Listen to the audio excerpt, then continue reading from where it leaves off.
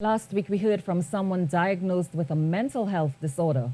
Tonight, we hear about how she managed to overcome challenges and the work she continues to do in order to help those with similar circumstances. Khrystal Wilson shares details in tonight's Health Check.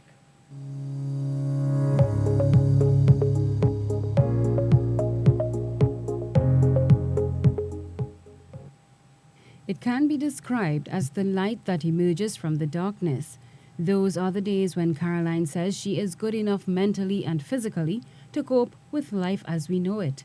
To be able to do the little things we take for granted are huge wins for her and others living with bipolar disorder too. I do the same things you do. I live the same way you live. When the illness presents, however, there is the dichotomy. Over the last 4 decades, I have done most of what you would have done or a normal person would have done in terms of my life. Caroline recalled the days of being part of the corporate world. She shared that stigma and discrimination of those who have mental health challenges is a very real problem. Employers seem not to want to have the discussion. I was open, I disclosed in the workplace, and then you try to get some sympathy or empathy because there are things in our constitution that discriminate against people like me.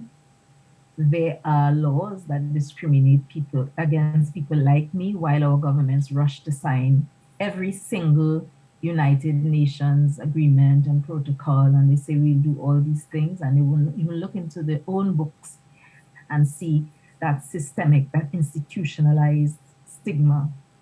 Happily self-employed and focusing on maintaining her mental health wellness, Caroline says it's different for everyone with mental health challenges. Her coping mechanisms are what keep her grounded. I paint, I love plants, so I do the plants as my own form of therapy. And then I pray and I use the Bible because biblical affirmations really help me in my worst moments, and psychological affirmations. She's the holder of 2 masters, and in September 2021, Caroline embarked on yet another academic pursuit. She's now reading for her PhD in public health. Her drive for academic success stems from the support given to her by her family.